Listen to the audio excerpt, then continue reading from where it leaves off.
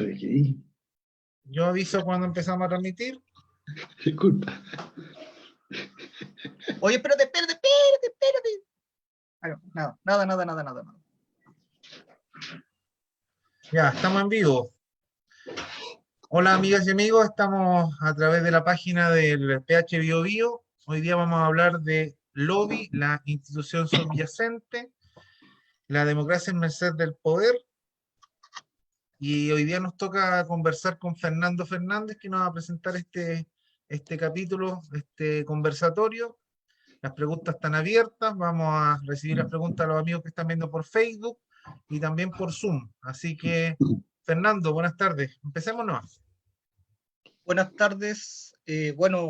Soy Fernando Fernández del equipo O2 y yo pertenezco a la comuna de Hualpén, que es más bien una comuna dormitorio de Gran Concepción, la cual tiene como gran característica vivir metida en un tipo de escenario bastante especial entre la contaminación y la crónica roja más la deficiente política de nuestras autoridades. Bueno, pero eso tal vez se va a abordar en otra oportunidad. No obstante, igual voy a tocar el tema más adelante, esto para aterrizarlo a nivel local, ¿ya? Bueno, después de pensarlo bastante rato, ¿qué tema hacía? Obviamente me terminó tirando la oreja la contingencia, ¿ya? ¿Por qué? Porque de ver a la situación que se dio en la Cámara de Diputados, donde Diego Chalper hizo un verdadero lamentable show en el cual trató de convencer a diestra y siniestra a los distintos diputados de su bancada a través de ofertones de puestos políticos para que votaran en contra del retiro del 10% del fondo de las AFP, que es el tema que nos convoca este mes y probablemente nos va a dar que hablar durante todo el resto del año, hasta el plebiscito por lo menos. Comencé a preguntarme, y en realidad esta práctica que para algunos debió llevar a Diego Chalper a la justicia, y para otros terminó siendo más bien una anécdota dentro del legitimado Congreso, que en el fondo poco aporta al real bien común. Me pregunté yo, ¿qué pasa acá? ¿Ya? Y ahí reflotó en mi mente un tema que igual lleva tiempo dando vueltas, no solamente en mi foro interno, sino que en la transversalidad de la política y de todo lo que viene, ¿ya? Por lo tanto, decidí escribir, o mejor dicho, hablar, o ambas cosas, sobre el lobby, la institución subyacente, con subtítulo de la democracia a merced del poder. Y bueno, acá es donde comienza mi dilema, porque en el fondo, a partir de acá, yo estimo que el lobby termina siendo una forma de modelo del subdesarrollo exitoso, que es a lo máximo que hemos podido apostar nosotros como sociedad, ¿ya? ¿Por qué? Porque al final de cuentas el lobby se basa en un antirrelato de lo que es una real sociedad, ¿ya? Porque acá a partir de este antirrelato se practica una asimetría, en la cual a partir del lobby muy pocas personas tienen acceso a influir sobre decisiones que en el fondo como ejercicio democrático nosotros deberíamos ejercer como tal, o influir como tal, ¿ya? Cada 4 años, por lo menos a partir del ejercicio electoral, como dije, ¿ya? Al mismo tiempo, como voy a ir mostrando, esto también corresponde a un hilo histórico, ¿ya? ¿Por qué? Porque desde que somos república aparece esta dinámica de las influencias del poder, ¿ya?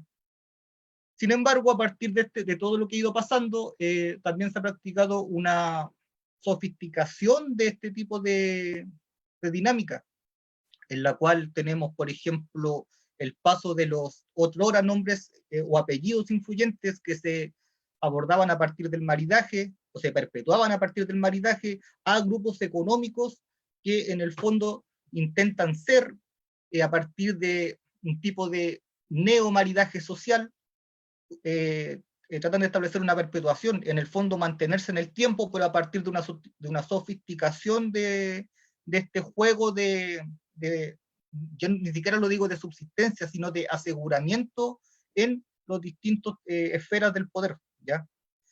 Y al mismo tiempo, esta dinámica también responde a una lectura social. O sea, si hay algo que no podemos criticar a estas personas o a estos grupos de poder en este caso, es que en el fondo logran tener una visión clara de a quién influir, cómo influir, dónde influir y para qué influir. Por lo tanto, esto le ha asegurado esta suerte de perpetuación en la parte alta de la pirámide, ¿ya?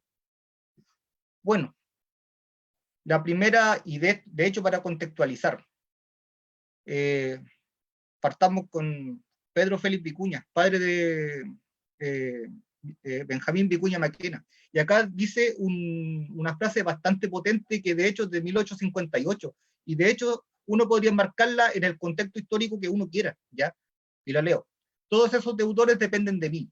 Todos tienen que seguir mis banderas. El presidente de la República, sus ministros, todos están bajo mi férula. Ellos no me podrían negar lo que les solicite. Mayor gloria es mandar a los que mandan. Mi oro vale mucho más que el poder. Pobre del que se resista. Esto no es una figura, es un hecho del que todo Chile es testigo y se repite cada día. Bueno, Pedro Félix Vicuña, entre otras cosas, fue uno de los fundadores, si no me falla la memoria, ¿cómo que se llama? Del Mercurio de Valparaíso, creo. No estoy seguro, ¿ya? Sin embargo, aparte también fue parlamentario, pero este tipo de parlamentarios que estaban vinculados a lo que es el empresariado, ¿ya? Porque eso tiene una larga data, no es de ahora. Desde siempre ha habido un tipo de matrimonio entre ambos poderes, por lo menos acá en Chile. Y hasta el día de hoy, como vamos a ver más adelante, no hay forma de regularlo. De hecho, la semana pasada lo vimos, ¿ya? Ahora, yo partí de un par de premisas, ¿ya? Esta presentación enfocada en abordar el lobby en Chile como forma de manipulación política basada en una red de contactos, aunque multidireccional, la cual tiene como finalidad beneficiar a sectores privilegiados de nuestra sociedad. ¿Y con qué me refiero con cerrada y multidireccional? Que si bien aplica a la clase política, esta puede reducirse a lo que conocemos como duopolio, ¿ya? Donde la ex nueva mayoría, Chile Vamos, son los instrumentos exclusivos hasta el momento para manejar todo lo que necesitan lograr a partir de esta red de influencias. Al mismo tiempo tenemos el capital social a partir de las redes de contacto como ejes determinantes en la toma de decisiones vinculantes, mayoritariamente como extensión del acaparamiento económico. ¿A qué voy con esto? Es que en el fondo nosotros, en el ejercicio de la democracia, nosotros como electores, como ciudadanos de a pie, pensamos que nuestro voto en el fondo va a decantar en una concreción de promesas de campaña, por decirlo de alguna forma, buscando el bien común. Sin embargo, esto no puede ser más falso, no puede partir de una premisa más falsa. ¿Por qué? Aunque suene contradictorio. ¿Por qué? Porque en el fondo, esto, como dijo el buen caballero Andrés Saldívar, se hace en la cocina, ¿ya? O sea, acá puede venir a mi barrio a hacerme un montón de promesas de campaña de política X candidato, pero esto está regido a un montón de aristas, buscar acuerdos políticos, apoyos, que esto no sea manejado por la agenda presidencial propia de nuestro sistema, y más encima, sobrevivir a lo que se cocina en los pasillos del Congreso, ¿ya? Por ejemplo, esto de Diego Chalper haciendo lobby para que no saliera esto en reajuste, o sea, perdón, esta recuperación del 10%, podría haber pasado perfectamente piola si es que en el fondo no es tan mediático el tema, ¿ya? Si esta indignación, este enfoque de colectivo de que todos estemos pendientes era más que nada porque en realidad está en el tema ¿cómo que se llama? Una demanda más bien sentida de la sociedad, o sea, son nuestros dineros y por eso nosotros estábamos pendientes de lo que pasaba. Ahora, de esta misma premisa, uno se pregunta, bueno, y en el fondo, ¿cuántas leyes se han cocinado así sin que nosotros nos demos cuenta? porque al final de cuentas esto se cocina en los pasillos sin que nosotros tengamos idea, sin que nosotros sepamos quién le habla con quién para tener qué propósito, ¿ya? Tercera premisa, el lobby como facilitador en la búsqueda de objetivos, cuyo efecto colateral es la perpetuación de la asimetría social. De acá yo más adelante lo voy a mencionar, me arriesgo a decir que todavía en Chile existe un voto censitario. ¿Por qué? Porque en el fondo nosotros estamos acá suponiendo de que el ejercicio democrático, aunque yo establezco desde un principio que para mí esto no es una democracia, nos va a llevar a conseguir lo que nosotros consideramos que es el bien común. Sin embargo, la influencia de distintas holdings, corporaciones o intereses particulares, más bien de personajes pesados dentro del mundo social chileno, termina desviando lo que se supone que es un supuesto de conciencia, de votar a conciencia, para favorecer a intereses particulares. Por lo tanto, quien tiene acceso a partir del lobby a través de este esquema de influencias es quien realmente tiene el voto que decide lo que se vota, o sea, los proyectos que salen en Chile, ¿ya? Finalmente, en las premisas, al mismo tiempo, establece un manto de impunidad selectiva. Y esto lo incorporé a última hora porque, en el fondo, lo que pasó con Martín Pradenas para mí era impresentable. Un tipo que, si bien tiene acceso a capital social y económico, incluso contrató una red de asesoramiento para emitir un comunicado en el cual él se autodeclaraba inocente, que era una víctima más, ¿ya? Lo cual también le conllevó una exposición mediática que en el fondo, si bien tenía al público, a todo Chile, más bien en la presunción de que él era culpable, porque así lo demostraban los hechos, en el fondo él tuvo la oportunidad de defenderse públicamente, lo cual no necesariamente tiene que ver con el resto de las personas, o sea, si con todo el respeto que me merecen, si todas las personas, no sé, Juanito Pérez, vecino de Hualpén, o sea, olvídate, no tenía ningún tipo de oportunidad y hubiera estado preso en primera instancia, porque de hecho la segunda instancia en que se revoca el arresto domiciliario, por lo menos yo establezco de que esto fue, y todos creo que hacemos lo mismo, establecemos de que en el fondo esto se debió más a la presión social de cómo ese tipo iba a estar preso, o sea, iba a estar libre, perdón, entre comillas libre, iba a estar en su casa, y no preso como correspondía, porque de hecho además se le desestimaron 3 causas, creo, o 4, no estoy seguro, ¿ya? Esas serían mis premisas. Y bueno, a partir de esto también establezco, o intento establecer modestamente, el etos a partir de las dinámicas sociales, ¿ya? Fernando, Bueno, ¿Mm? Fernando, yo quería que explicitara de la diapositiva anterior, ¿cómo ves tú el voto censitario en Chile? O sea, mucha gente dice esta es una votación democrática, uno elige, muy poca gente va a votar, pero es clarificarle a la gente qué significa el voto censitario. Bueno, a grandes rasgos, esto se usaba bastante hasta hace no mucho en realidad. Eh, en un primer momento eran las personas que tenían una cierta cantidad de bienes, ¿ya? Luego eso decantó o fue avanzando más que nada a quienes se podían o sabían leer y escribir, ¿ya? O ese tipo de cosas, o ese tipo de variantes, mejor dicho. Eh, Ahora, voto censitario, en el fondo, para mí sigue estando en su primera instancia, o sea, el voto del que tiene más o la opinión del que tiene más pesa más del que tiene menos. ¿Por qué? Porque esta persona que tiene más puede influir en quienes toman las decisiones de forma directa, ¿ya? No indirecta como nosotros, porque al final de cuentas podemos establecer, a partir de esto, podemos establecer el ejercicio democrático, entre comillas, de la electoral, más que nada como una validación del sistema, más que otra cosa. O sea, yo creo que ese ejercicio llega hasta ahí, por ahora, ¿ya? Por lo cual eso igual ¿cómo que se llama? Eso igual traspasa a la interpretación de que este es un problema estructural, que de hecho lo es, y a partir de eso tenemos en cuenta de que en el fondo sin un cambio real, como es una nueva constitución, no se puede aspirar a más que eso, ¿ya?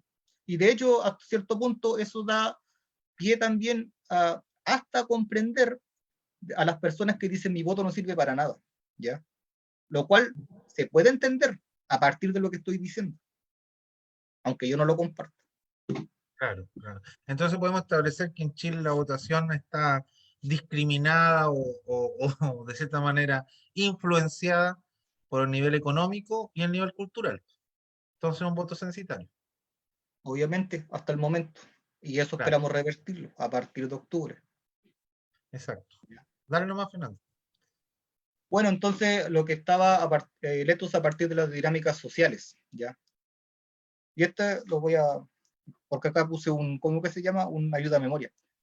Electos a partir de las dinámicas sociales, tenemos que esta suerte de influencia es transversal. ¿Por qué? Porque en tanto es entendido por la generalidad social como la forma más rápida y segura de lograr lo ansiado por la vía regular, el amiguismo. Acá, por ahí estaba leyendo un autor que decía que, bueno, acá tenemos que separar entre el pituto y las redes de contacto, ¿ya? Sin embargo, todo responde a una premisa súper puntual que es la influencia, las redes de influencia, las cuales necesariamente uno debe tener o necesita tener para llegar más rápido al objetivo que uno desea. Uno lo ve, por ejemplo, cuando necesita ir al médico. Si conoce al tipo que da la hora, necesariamente a uno lo van a poner más adelante en la fila. ¿Es bueno o es malo? No tengo idea, simplemente digo que es parte del eto social. No hago juicios de valor en esta pasada. Y esto también se aplica a lo que estamos conversando más arriba. ¿Ya? Histórico, ¿por qué? Porque atraviesa, yo diría que es la viga maestra de lo que es la sociedad como tal nuestra, ¿ya? Porque en el fondo esto, hasta como es histórico, incluso es bien visto, es aceptado, ha sido normalizado. Le hemos buscado un ajuste, le hemos buscado una forma de contrarrestar este tipo de práctica. Yo diría que no. Y si se hizo el intento fue muy por al lado, de muy mala gana. O sea, en el fondo, más que nada, responde a un tipo de forma de ver la vida. ¿Ya? La vida en sociedad de Chile. A eso me refiero. Sistemas funcionales subordinados a un poder cerrado.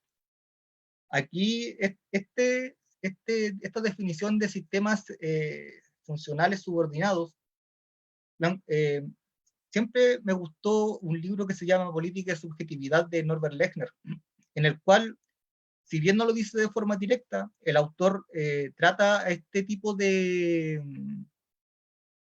Trata, a ver, reduce los derechos sociales a sistemas funcionales, pero que son independientes, aún subordinados a lo que sería el Estado, pero el Estado en este caso vendría siendo el instrumento usado por el mercado eh, eh, que responde en realidad a esta élite que en el fondo es la que toma las decisiones, ¿ya?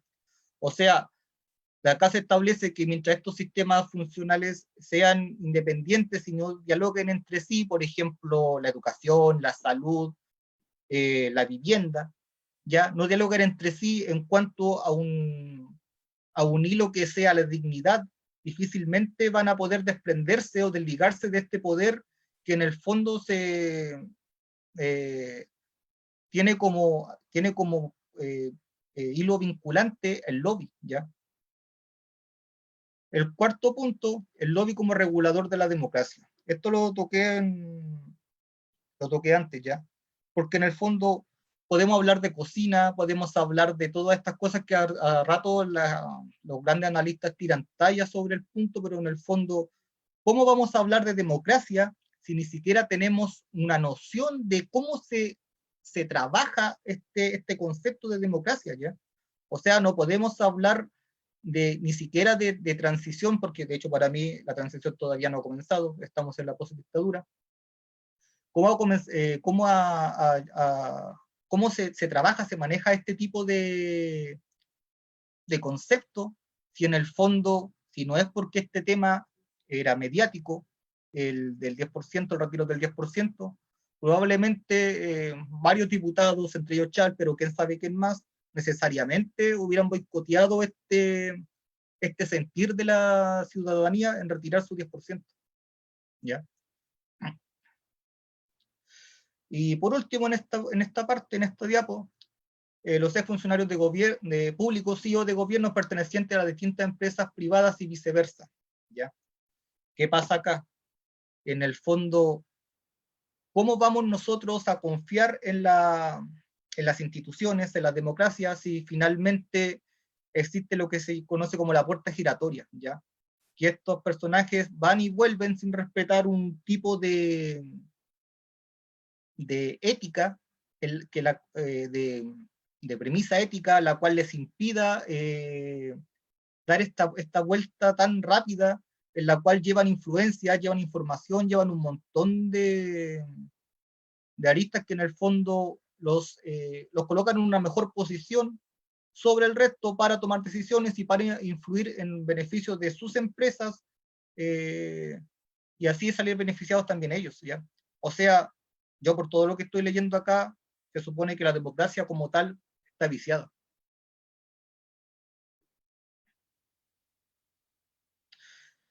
Lo cual nos lleva al personaje este que tenemos en pantalla, Diego Chalper, que fue el que, no sé si de buena o mala gana, o de mala forma, perdón, inspiró esta exposición, esta suerte de exposición, ¿ya? Bueno, el acarreo de votos no solamente se manifiesta en las poblaciones como muchos creen, ¿ya?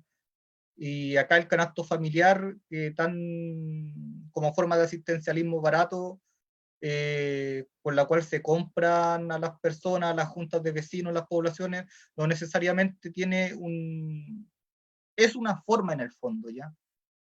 Acá, si bien esto es una práctica que se da siempre, creo yo, o por lo menos por lo que he leído, se da siempre, Diego Chalper en el fondo confirma de que el acarreo de votos no solamente se da en, como dije, en las poblaciones o en los grupos más puntuales de la sociedad, sino también se da en la política de forma poco ética, irresponsable, hasta criminal, ¿ya? Eh, Porque en el fondo no hay manera, como dije hace un rato atrás, de validar todo esto con personajes como este, el cual en un país serio debería estar por lo menos sancionado por una ley del tipo como es la del lobby, porque acá en Chile hay una ley que es del lobby y hasta donde estuve investigando todavía no se sanciona a nadie por tal ley. ¿Por qué? Porque en el fondo es tan difusa de que ni siquiera se sabe si acá aplica la figura de lobista o de agente de interés, ¿ya? Porque al final de cuentas este tipo es mandado por un cierto sector que busca a partir de esto un beneficio propio. Pero como el señor Chalper, Diego Chalper, no pertenece a ninguna FP, aunque todos sabemos que igual tiene el vínculo porque nadie defiende tan ferozmente el negociado, no se puede hacer nada. ¿Ya? De hecho, hasta donde tengo entendido, al diputado que denunció, Andrés Celis, fue a él al que lo pasaron al Tribunal Supremo del partido, de su partido, en lugar de Diego Chalper. Ahora, que no se malentienda, yo no estoy defendiendo, no me estoy metiendo en la dinámica de otros partidos, simplemente estoy ejemplificando a partir de un hecho puntual, el cual nos debe llamar la atención, porque en el fondo no hay análisis que resista esta jugarreta que se trató de hacer en el fondo. ¿Ya? Claro, y aquí abajo, a propósito, puse a quién defiende este caballero. AFP Capital, Provida, Cooper, en realidad me faltó AFP1, pero que no se molesten por no nombrarlos. Y que en el fondo uno llevado a la pregunta con toda esta mini explosión social que se vivió con el retiro del 10% y todo lo que se venía si es que Piñera vetaba la ley, lo cual me llevó a sacar este extracto del libro Mitos y Verdades de las AFP, que si no lo han leído, por favor háganlo. Y créanme que si todo el mundo lo leyera, esto hubiera pasado hace, no sé, 5 años cuando salió y no ahora. Bueno, ¿Quién es ese libro, perdón? Alejandra Matus. Ah, ya, vale, ya. Y bueno, acá se hace una pregunta, que de hecho la repliqué el otro día en Facebook. ¿Y qué hace con nuestro dinero? Y paso a leer. Una porción considerable se usa en préstamos de bajo interés a los 10 bancos que operan en Chile, que luego estos usan para entregar a los trabajadores en forma de créditos de consumo o hipotecarios con altas tasas de interés. O sea, a nosotros nos prestan la plata, lo cual todo el mundo lo sabe. De hecho, entre paréntesis, me extraña que ahora, no sé si era verdad o mentira, que estaban viendo un proyecto de ley para entregar nuestros ahorros a las empresas para que se salven, un tipo de salvataje. Y bueno, y al final de cuentas esto ya se hace. No sé bajo qué figura se A, estará la- haciendo a, la- ahora, a, pero las, a las empresas con riesgo. Se supone empresas que, con riesgo. sí, se supone que las inversiones en la AFP se hacen por calificación de riesgo. Y lo que querían hacer ahora por el problema de la crisis es que se podían financiar empresas con riesgo alto. Por lo tanto, las platas se podían perder y no saber qué pasó con el dinero. Bueno, eso lo vamos a ver con el transcurso de los días. Sí, pues. Porque se supone que ellos nunca pierden. Si esto es como un casino, la casa nunca pierde. Bueno, también en acciones en el extranjero, a través de otras administradoras intermediarias, como BlackRock, es una empresa de inversiones que también tiene una sede acá en Chile, que a su vez cobran comisiones que, como se ha dicho, se pagan con cargo al fondo de ahorro previsional. Y acá donde empieza el problema, que de hecho el problema más, no sé, ni siquiera sé cómo calificarlo ya. Incluso en el caso de Penta, se descubrió que parte de los fondos previsionales fueron una de las piezas en las operaciones forward ideadas por los grandes grupos económicos para evadir impuestos. Forward, para grandes rasgos, significa que se hacían por fuera. ¿Ya? Fuente, mito y verdades de la AFP, de Alejandra Matos, seca ella. Bueno, y en el fondo, aquí es donde si hacemos, establecemos una suerte de entramado en todo esto, vemos que Chalper defiende las AFP, que las AFP están vinculadas con la corrupción propia de Penta, que fue uno de los primeros grandes logros de ver, aunque sea un ratito en la cárcel, a Lavinia Delano. Y acá tenemos como le puse como título, una relación de amistad. O sea, Penta con Lawrence Goldburn, con ni siquiera se llamarlo como converso o algo así, porque hoy nuevamente volvió a mostrar el hacha, Iván Moreira, y con Lawrence Goldburn. El caso Penta da para otra exposición, porque en el fondo ya se habló mucho de eso y más que nada lo usaba como ejemplo. ¿Ya? Los amigos del raspado de la olla. Exactamente. Raspado de la olla para todos, como dice ese meme que anda dando vuelta por ahí, del Claro. compañero Moreira, compañero pasajero. Bueno, y acá pasamos al poder y sus cascadas. ¿Ya? El poder y sus cascadas como círculo vicioso. ¿Por qué? Porque en el fondo el poder tiene un montón de brazos, de tentáculos que van a dar a lo que es la forma de manipular la vida en sociedad, las decisiones que en el fondo dan como resultado la vida en sociedad. Porque al final de cuentas nosotros somos, por ahora, el montón de malas, entre paréntesis, decisiones que se toman desde arriba, ¿ya? Y a partir de eso nosotros tenemos la estructura social de la cual, entre comillas, disfrutamos, ¿ya? El exitoso subdesarrollo, como escribí o como puse más arriba. Ahora, para ir contextualizando, ¿qué es el poder? Y aquí puse uno de mis autores favoritos, Pierre Bourdieu, que establece que además del clásico capital económico, que es el poder, además del clásico capital económico, un individuo dispone también de su capital cultural y simbólico, ¿ya? Que esto vendría a ser pertenecer a los grupos sociales, ¿ya? El capital social, segundo punto, es el conjunto de recursos actuales o potenciales relacionados con la posesión de una red durable de relaciones más o menos institucionalizadas entre conocimiento y entre reconocimiento, o entre otros términos, con la adhesión a un grupo. Acá yo creo que entra firme el tema del maridaje. No solamente de personas, aquí muchos tiran la talla de que en el fondo es como que se casan determinados pertenecientes a X partidos, se casan entre primos. No sé si entre primos, pero llega a ser bastante decidor presenciar cómo los apellidos se vienen dando desde tiempos inmemoriales, ¿ya? O sea, los Mate, los Alessandri vienen de tiempos que es del siglo XIX, ¿ya? Adaptándose a los nuevos escenarios sociales y siempre manteniendo el poder, ¿ya? Ahora pueden cambiar de lugar entre ellos, pero más que eso no, ¿ya?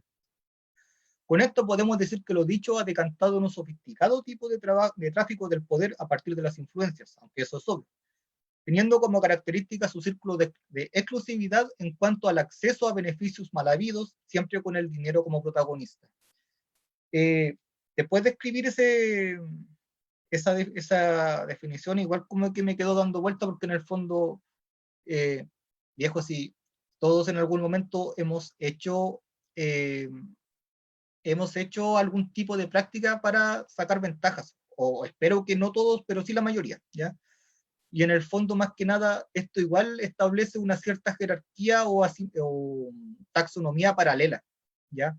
Porque en el fondo, si es que nosotros tuviéramos más poder, probablemente alcanzaríamos mejores réditos de esta capital social o este capital económico. Pero en el fondo eso está reservado para unos pocos, ¿ya? Acá lo que se busca, o lo que yo tengo como premisa o como idea, es que esto se restablezca a partir de una revisión, de una reingeniería, por decirlo de alguna forma, ética, ¿ya?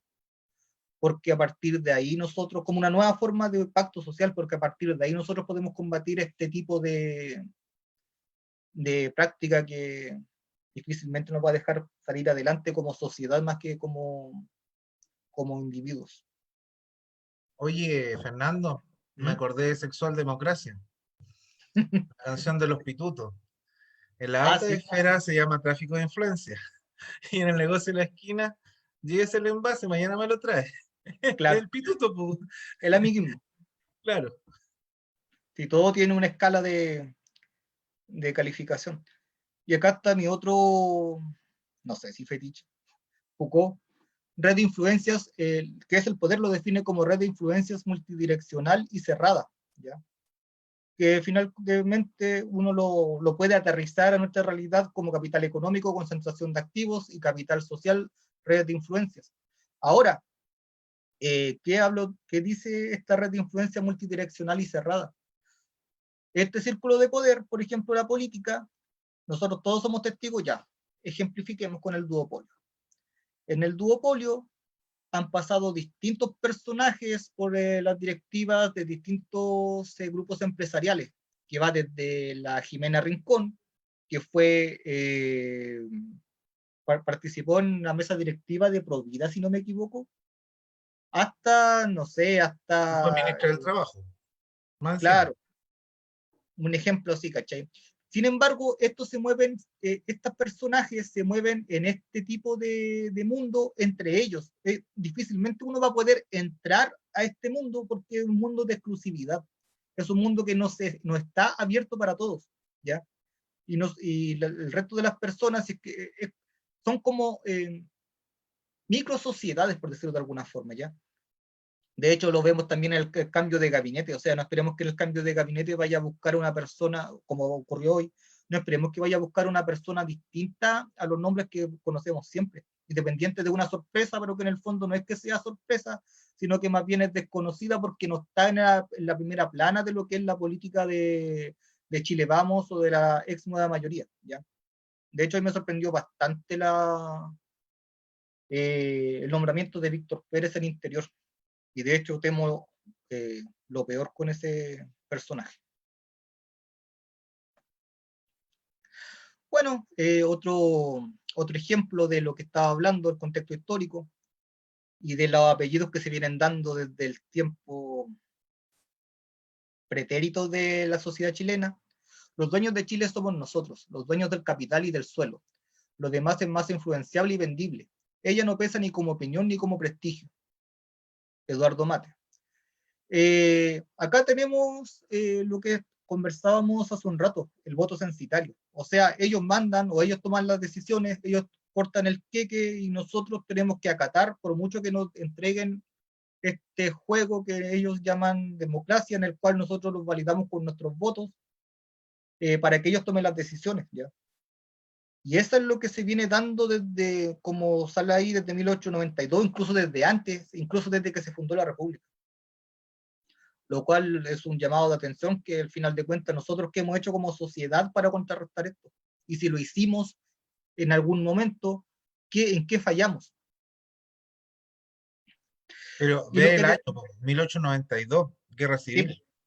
sí, de hecho, Guerra Civil. y de hecho anteriormente, como decía, de 1856, esto viene desde el tiempo de la fundación de lo que conocemos como este país, que de hecho no era ni parecido a lo que es hoy. Diego Portales, pues el estanco del tabaco, tenía un negocio propio por parte del Estado, un negocio privado dado por el Estado y fue el, entre comillas, fundador de la República. Claro. Y bueno, lo que decía en un principio, o sea, esta, esta interpretación de los distintos momentos históricos ha decantado de que los nombres, o tal vez como una evolución, llamémoslo así, que estos nombres, que estas familias se conviertan en grupos económicos, ¿ya? Y esta foto la saqué del libro Poderoso Caballero de Daniel Matamala. Bueno, por si acaso yo me gusta bastante este tipo de lectura, así que doy los créditos. Y bueno, y tenemos los de siempre, o sea, Luxig, Mate, Yarur, Angelini, Said, Sayeka, Cueto, perdón, Solari, y todos los nombres que en el fondo uno dicen, yo siempre he escuchado las 7 familias dueñas de Chile. No, viejo, no son 7 familias, son conglomerados y son más de 7. Lo que conversabas recién, ya, en esta revisión histórica, ya, que yo también la abordo acá, desde el siglo XIX hasta nuestros días, la guerra del Pacífico, ya, que acá en el fondo esta fue una guerra económica, más que nada, en la cual se utilizó al Estado para llevar a cabo este enfrentamiento bélico para conseguir réditos económicos para determinados personajes de ese momento. Tampoco no voy a ser tan prolijo acá, sino más que nada va a ser algo por encima, ¿ya? Y esta carta dice bastante, ¿ya? De Alberto Blesgana a Aníbal Pinto. Alberto Blesgana es el escritor, por si les suena, que en ese tiempo era embajador en París, ¿ya? Del gobierno de Aníbal Pinto. Y la carta que le manda Blesgana a Aníbal Pinto dice más o menos así: se hace de imperiosa necesidad varias modificaciones y nuevas medidas en nuestro sistema rentístico, a fin de ponerlo al abrigo de la grande y desastrosa influencia que tiene sobre él el precio del cobre y de la plata. ¿Cuántas demoras, cuántos obstáculos va a encontrar este valiente propósito? No se necesita estar dotado de una perspicacia excepcional para vaticinar que serán infinitas. Una demostración más de que necesariamente el poder económico influencia sobre el poder político y la toma de decisiones. Y acá tenemos un montón de nombres de personajes que eran ministros, o sea, sí, ministros de hecho, y parlamentarios que también eran accionistas de la compañía, que es conocida popularmente, la cual operaba en Antofagasta en ese momento, territorio boliviano, ¿ya? A la cual al subirle o al cobrarle impuestos, mejor dicho, transfirieron lo que era una guerra, perdón, un problema entre privados o de los privados chilenos con el Estado boliviano a una guerra que en el fondo tenía a Chile como ¿cómo que se llama? Como el protagonista. De hecho, Alejandro Fierro, si no me falla la memoria, desactivó lo que era una eventual guerra con Argentina, que también era ministro, desactivó una eventual guerra con Argentina en ese tiempo para poder volcar toda la atención bélica sobre estos dos países. ¿Por qué? Porque en el fondo en el norte estaba la plata, el dinero, ¿ya? Y es así como uno puede leer esto ahora y necesariamente sin ver el título dice, oh, esto está pasando ahora, ¿ya? Porque en el fondo es el precio del cobre, que es el sueldo de Chile. Y puedo decir una cosa. ¿Mm?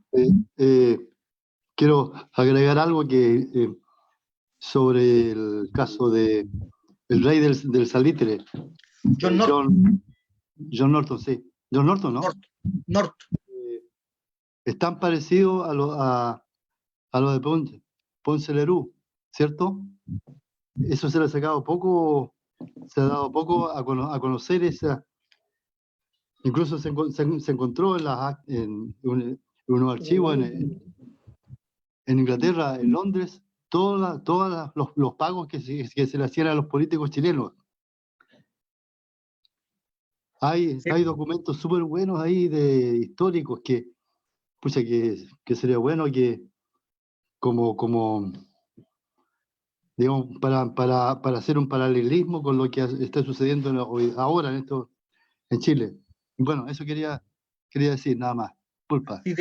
Sí, de hecho esto responde a como puse en un momento, o sea, en la inauguración de esta exposición, es como un antirrelato en el fondo, es como un hilo conductor que necesariamente identificable para nuestra sociedad si esto se da desde el tiempo como decía, históricamente desde el siglo XIX, desde que, como bien decía Pedro, hasta nuestros días, ¿ya? Y de hecho, si seguimos carbando, yo creo que nos encontramos con más sorpresas, ¿ya? Bueno, durante la Unidad Popular, Ingeniería del Terror Colectivo, acá yo me pegué un carril, porque en el fondo, si bien esta es una forma de ejercer presión, igual, una forma de lobby para ejercer presión social, yo creo que esto igual responde más a la agenda setting, que es la agenda setting, básicamente, a grandes rasgos, es determinar la contingencia, claro, imponer la agenda a partir de la contingencia, aunque esta contingencia puede ser más bien impuesta a propósito, ¿ya? O sea, todos sabemos el golpismo galopante que se dio antes y durante el gobierno de la Unidad Popular, ¿ya? Lo cual hasta cierto punto aceleró todo lo que fue el desenlace que todos conocemos. Eso se da hasta el día de hoy, ¿ya? Es cosa de ver las encuestas, cómo nos imponen a determinados candidatos, es cosa de ver los titulares de los diarios, cómo nos imponen a determinados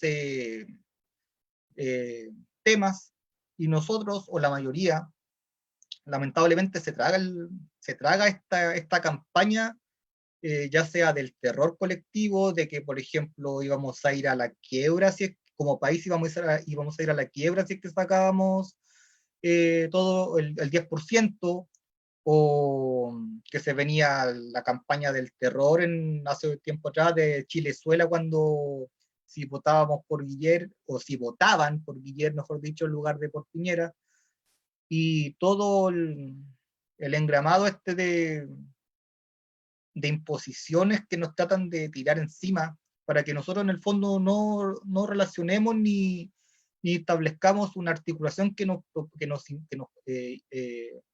lleve a cuestionar todo esto, ¿ya? Bueno, igual... ¿Se te apagó el audio, Fernando? ¿Sí? ¿Aló? No, lo escucho yo súper bien. Yo escucho bien también. Yo escucho muy bien. Perfecto. Ya. Entonces, bueno, lo que decía, ¿dónde quedé? Me perdí.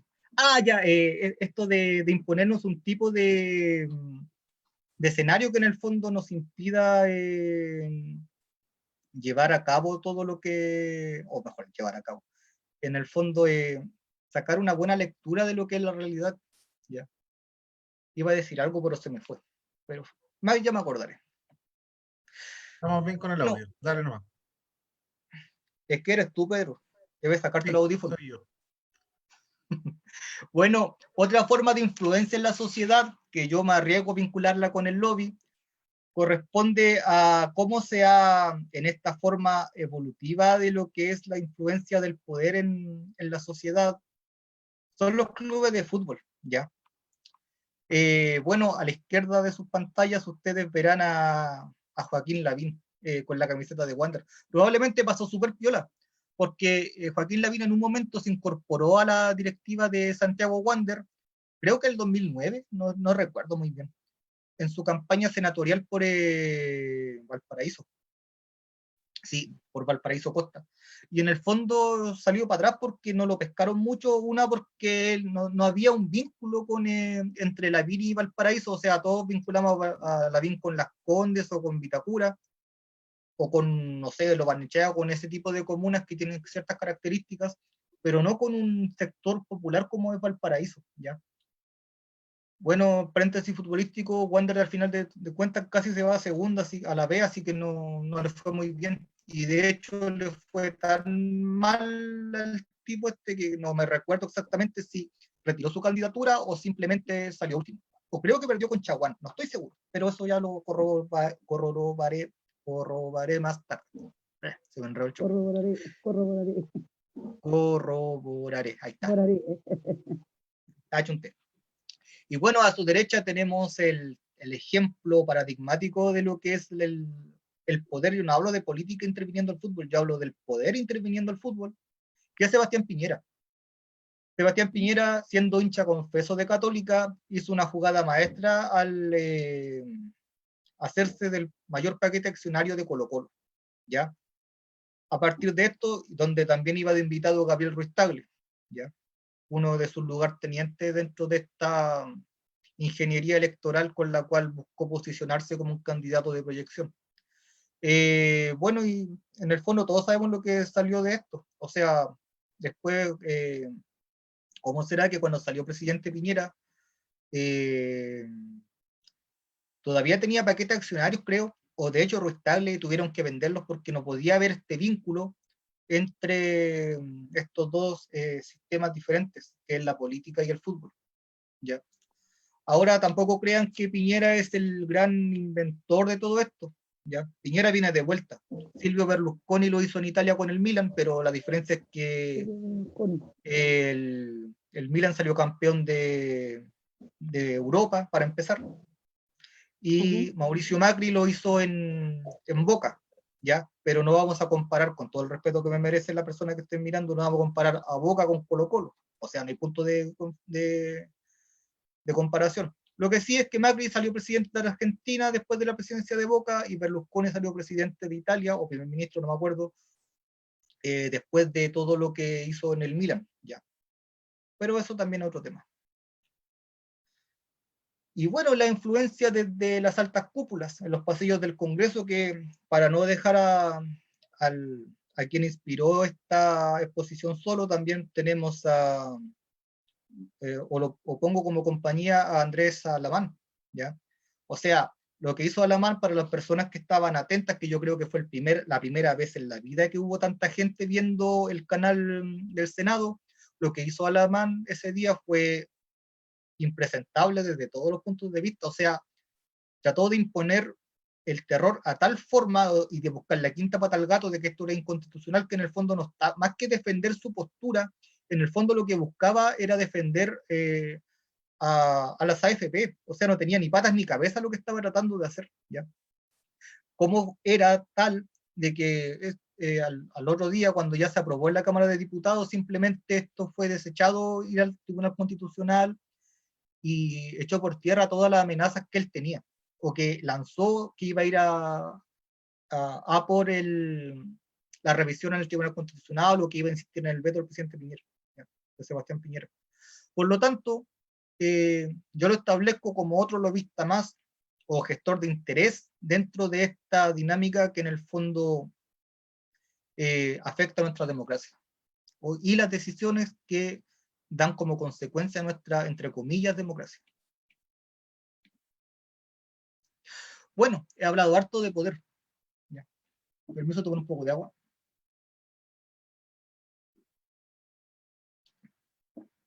Entonces, después de hacer todo este contexto bastante largo, nos preguntamos, entonces, ¿qué es el lobby? ¿Ya? Y esta definición canónica, en esta definición canónica, el lobby es aquella gestión o actividad remunerada permanente en el tiempo, ejercida por personas naturales o jurídicas, que tiene por objetivo promover, defender o representar cualquier interés particular respecto de las decisiones que, en el ejercicio de sus funciones, deban adoptar las autoridades, miembros, funcionarios o servidores de los órganos de la administración del Estado o del Congreso Nacional. Un montón de palabras para decirnos que en el fondo son personas que tienen influencia sobre grupos determinados para influir en la toma de decisiones.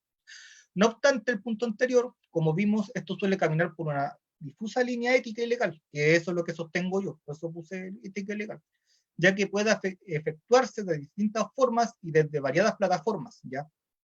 Sin ir más lejos, si un representante del gobierno se junta en su casa o en el club de golf con un representante de, no sé, de una minera o de una AFP, ¿cómo puedo yo decir que el tipo está haciendo lobby? No se puede. ¿Qué sé yo que están conversando? ¿Qué sé yo? O sea, ¿cómo hago la separación entre lo que es una reunión social, personal, y una reunión que busca establecer influencia sobre otra persona con un interés particular? ¿Ya? Bueno, ahora seamos justos. Jorge Burgos, en ese tiempo, 2002, 2003, no recuerdo bien, bueno, dice 2003, pero yo creo que era antes, por lo que después estaba revisando, lanzó una idea de ley de lobby, ¿ya? La cual partió en cuanto al royalty minero, ¿ya? Que se le trató de imponer un impuesto al royalty, que de hecho el royalty más que un impuesto es el pago de un derecho, ¿ya? Después de ir en un largo camino que en el fondo no llegó a nada porque nunca se pusieron de acuerdo qué era un lobista en realidad, después de una larga siesta fue vetada finalmente por Bachelet el año 2008, o sea, no quedó en nada. El segundo intento, también el 2008, el cual chocó con la definición de responder legalmente quién es el lobista, que es la misma historia que venía desde el principio. Se pospone nuevamente de forma indefinida. Y el 2014, el dueño de Chile en este momento, Cristian Larroulet, logra la aprobación de un proyecto calificado como suave respecto a lo esperado, ¿ya? O sea, se aprobó. Pero ¿qué pasa acá? Como jamás en la vida se pusieron de acuerdo qué era un lobista, lo que se plasmó en el fondo fue que Larroulet dio vuelta al tema y en lugar de controlar a los lobistas como tal, lo que hizo fue controlar a los políticos, ¿ya? O a los funcionarios públicos, los cuales debían llevar un registro de con quién se juntaban, ¿ya? O con quién tenían reuniones, ¿ya? Y aquí es donde se establece la dicotomía, porque en el fondo yo puedo ir a hacer con quien quiera una reunión, pero no necesariamente puedo ir a hablar de lo que a mí me interesa o de lo que no me interesa, ¿ya? O sea, hay un punto en el cual uno se pierde, es bastante boscoso. Y por lo tanto, hasta el día de hoy esta ley es considerada como un saludo a la bandera, ¿ya? De hecho, hasta donde tengo entendido, como dije recién, nadie ha sido siquiera juzgado por esta ley, porque en el fondo no hay cómo aplicarlo, ¿ya? Me voy a reservar ya hablar de Imaginación, de Acerta, de Exten, de la Cristina Vitar, de la hermana Girardi, porque en el fondo ya ese tema es como bastante trillado, y de Enrique Correas, es como que todos saben quién es quién, ¿ya? Bueno, y esto fue lo que entró un caballo y salió un perro, como dicen por ahí, cuando ingresan una ley sale otra, a grandes rasgos. El 8 de marzo del 2014 se publicó la ley 20.730, que regula el lobby y las gestiones que representen intereses particulares ante las autoridades y funcionarios, constituyéndose en un gran avance para suministrar a la actividad pública herramientas que hagan más transparente su ejercicio. Primer párrafo, pirotecnia. La entrada en vigencia de esta ley representa un profundo cambio en la relación entre el Estado y las personas, más pirotecnia, estableciendo como deber de las autoridades y los funcionarios públicos, acá donde empieza, que tengan la calidad de sujetos pasivos, el registrar y dar publicidad a las reuniones y audiencias solicitadas por lobistas y gestores de intereses particulares. Aquí es donde entra el problema, que tengan como finalidad influir en una decisión pública. Los viajes que realicen en el segundo ejercicio en el ejercicio de sus funciones, los regalos que reciban en cuanto a autoridad o funcionario. Yo podría hablar de todo esto. Sin embargo, el primer punto, las reuniones y audiencias solicitadas por lobistas y gestores de interés particulares que tengan como finalidad de influir en una decisión pública. ¿En qué parte de esta frase puedo colocar yo a Diego Chalper hablando en los pasillos del Congreso con sus compañeros diputados para influir en la decisión a partir de ofrecer cargos públicos? No se puede. A menos que alguien me diga, sí, está equivocado, se puede acá o allá. Yo por lo menos no estuve un buen rato mirando y a mí por lo menos no se me ocurre. ¿Ya? O sea, el doble rol de político que tiene influencia sobre sus compañeros. Oye, viejo, apóyame en esta ley y después yo te apoyo en la tuya. Necesariamente es un tipo de lobby, ¿ya? Por mucho que pase de gestor de interés particular, pero es que igual tampoco tú no puedes, tú oficialmente no vas en representación de un interés particular si es que no hay cómo vincular a esa persona, a ese político, con el interés particular que representan la AFP, ¿ya? De hecho, por eso yo sostengo que esto pasó rozando el escándalo lo de la semana pasada. Y de hecho, varias leyes han salido así. No tengo ninguna duda. Bueno, lo que decía esta diapo se me movió un poco, de hecho. Tenía que ir más arriba, pero bueno, esta es la confirmación de la influencia de la alta cúpula en la sociedad, porque en el fondo, más que el título, OCDE alerta que eventual retiro del 10% del ahorro previsional profundizará el problema de monto de pensiones. Yo no voy a descubrir ahora quiénes son los dueños del Mercurio, quién es y a quiénes representa. Sin embargo, debo cuestionar ¿cómo que se llama? El momento en que se coloca la frase, o el titular, mejor dicho, y qué impacto pretende dar en la población. O sea, difícilmente esto se hace sin una intención, ¿ya? La influencia en la sociedad dice harto, en este momento, sobre todo, en medio del estallido social, dice harto de lo que finalmente se decide en el Congreso, ¿ya? Sin este tipo de presión social, difícilmente hubiese pasado lo que pasó en el Congreso en cuanto a aprobar el 10% de la AFP, ¿ya? Tampoco nos veamos la suerte entre gitanos. O sea, para mí no hay una doble lectura en cuanto a eso.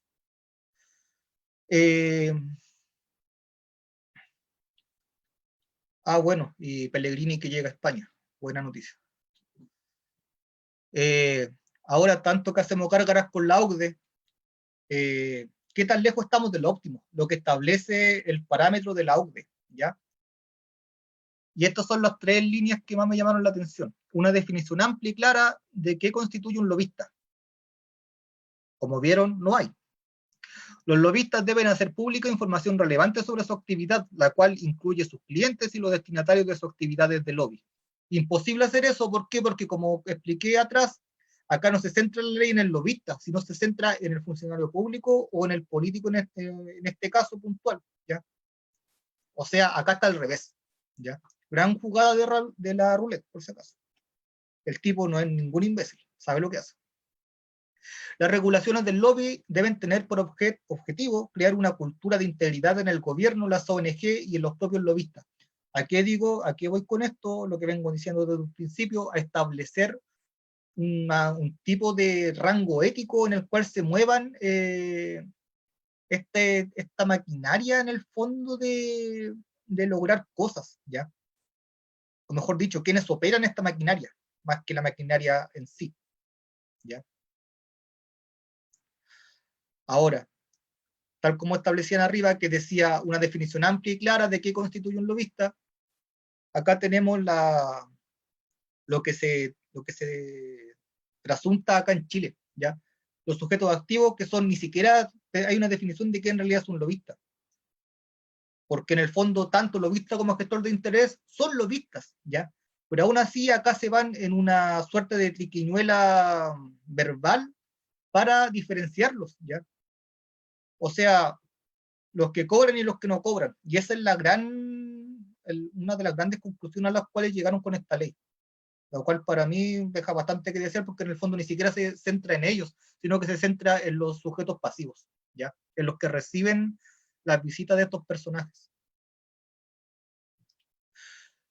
Y bueno, y acá donde empieza bueno, que ya vamos cuesta abajo, sin embargo, pero acá donde uno se hace la pregunta, ¿qué tan transparentes son las decisiones públicas?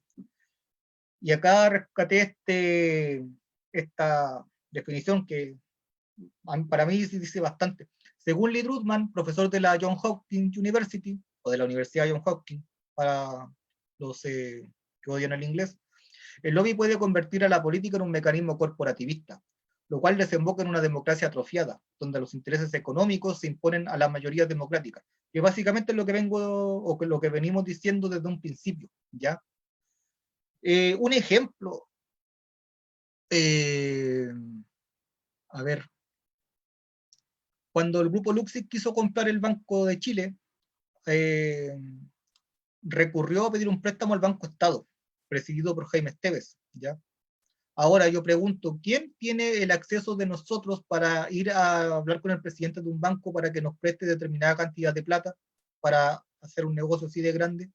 Independiente, o sea, no hablo de los miles de millones que probablemente le pidió, pero ¿quién tiene línea directa con un presidente de un banco que se supone que es estatal o que tiene una premisa estatal para lograr obtener rápidamente lo que uno desea, siendo del Estado? No se puede, ¿ya? Y a partir de este menjunje donde se logra el negocio, por decirlo de alguna forma, ¿qué pasa después?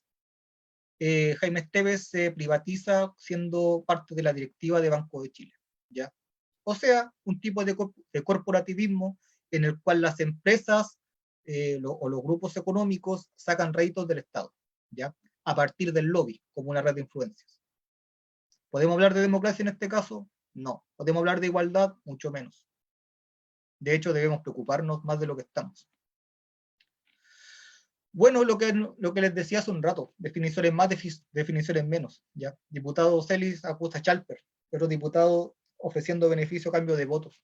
Imposible pasar por esto por alto, por mucho de que se haya aprobado la ley, por mucho de que estemos todos contentos porque nos pasaron o nos van a pasar, mientras yo no vea la plata en la mano no estoy contento, porque nos vayan a pasar la plata, nosotros vamos a dejar pasar esto. Porque en el fondo, esto que se dio fue bastante mediático. ¿Y qué pasa con las leyes que no son mediáticas? ¿Ya? ¿Cómo nosotros estamos seguros de que se va a votar lo que realmente necesita la sociedad y no lo que necesitan unos pocos? ¿Ya?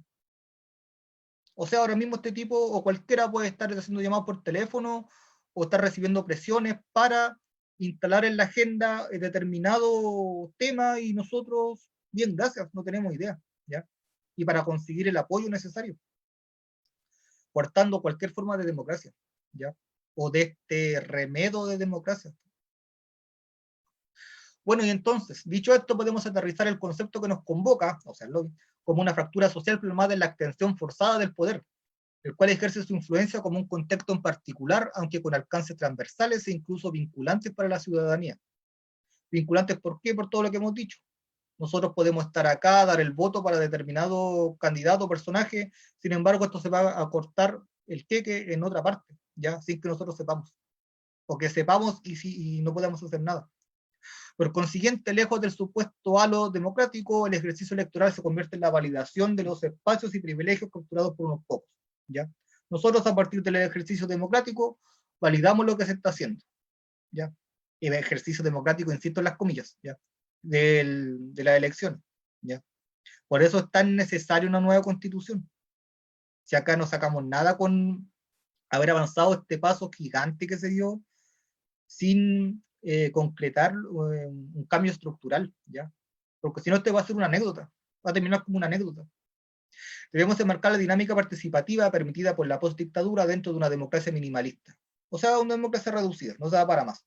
Por cierto, este paradigma abre la puerta a lo que podemos mencionar como una taxonomía del saqueo, como el lobby con el lobby como su mecanismo operativo, ¿ya? A partir de la ley, uno puede establecer, y esto fue igual hace tiempo lo vengo planteando, se establece una taxonomía a partir del lobby, a partir de la creación de leyes, a partir de la aprobación de leyes, para establecer una diferenciación social, ¿ya?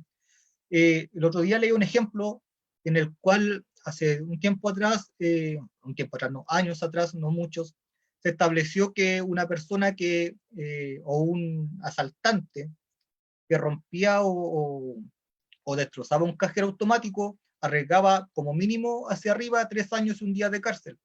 Sin embargo, si ese asaltante inteligentemente esperaba que la persona sacara el dinero del cajero y la asaltaba al lado del cajero, arriesgaba desde 540 días hacia arriba, ¿ya?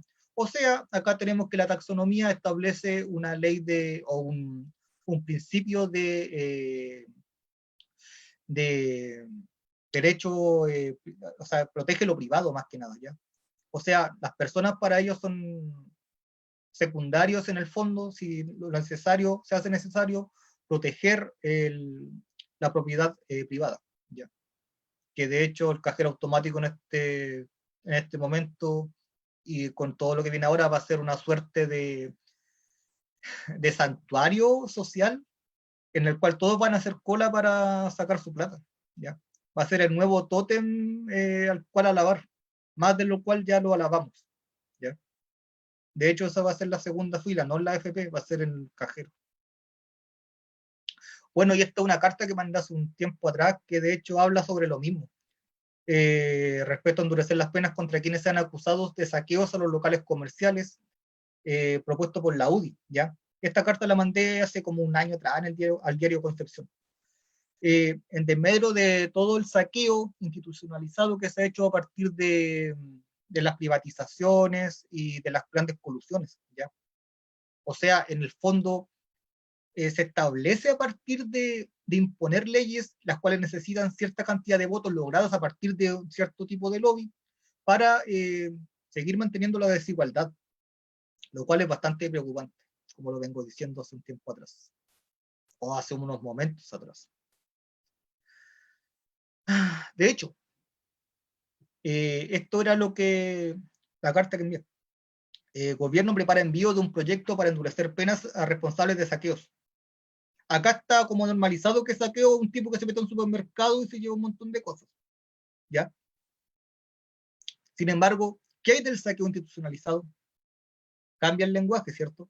El cartel del pollo es la mayor estafa a los chilenos. Si poníamos el mayor saqueo a los chilenos, tampoco variaba mucho porque en el fondo entendemos lo que es, ¿ya?